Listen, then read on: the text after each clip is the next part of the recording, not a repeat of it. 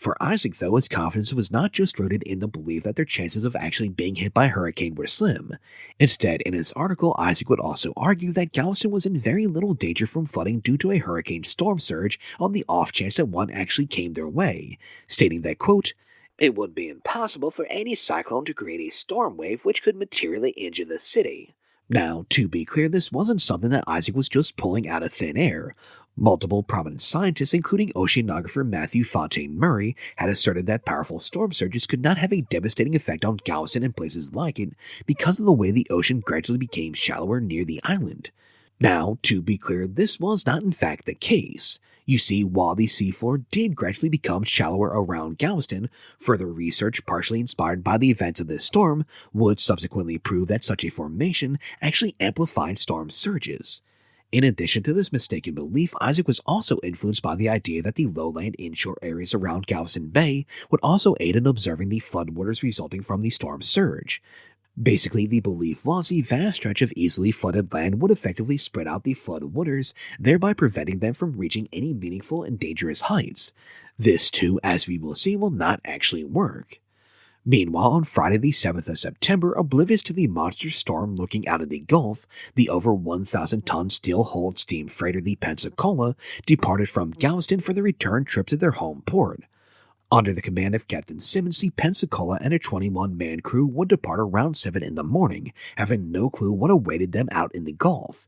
Yet by noon it had become clear to those on board that they were heading for trouble, as the ship's barometer dropped by nearly an inch and the winds outside reached gale force strength.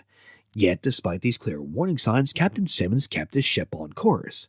Simmons perhaps being overconfident after having encountered many a storm at sea over his long years as a captain, not truly realizing what exactly he was dealing with this time around.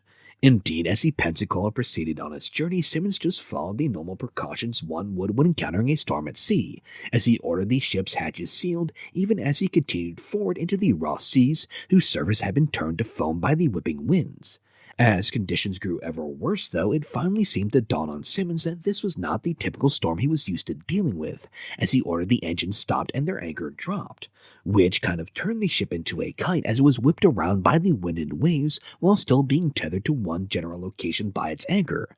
The motion on board the large steamship was so violent that beneath its decks a large medicine chest would literally be thrown across the ship to land inside of a bathroom. Yet, as terrifying as the prospect of large heavy flying objects admittedly was, the greatest fear of the men on board the Pensacola were the waves that were battering the ship over and over again, as they knew if they took enough of a beating it was possible these waves could rupture a seam in their steel hull, which would cause the ship to quickly flood and sink to the ocean floor. Yet, despite these very real fears, the Pensacola, like the Louisiana before her, would survive, although the Pensacola would continue to be tossed about like a toy in a bathtub throughout the night. Then, at 10 a.m. the following morning, the ship's anchor broke, meaning that now there was nothing keeping the Pensacola in place. It was now completely at the mercy of the wind and the waves, only being slowed down somewhat by the length of the chain they dragged along behind them.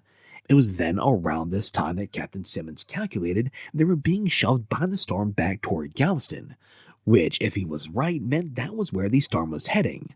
Simmons, having just departed from that city, knew they were in no way expecting a storm anywhere near approaching this magnitude, and there was no way for him to warn them of what was coming. Thank you for listening to Distorted History. If you would like to help out, please rate and review the podcast and tell your friends if you think they'll be interested. If you're feeling especially generous and would like to help keep this podcast going, please consider visiting my Ko-fi page at ko-fi.com/distortedhistory and donating a few bucks. Anything you can give is greatly appreciated. I will be posting updates on future episodes and sources there in addition to posting them on Twitter as I usually do. With all that being said, once again, thank you for listening, and until next time.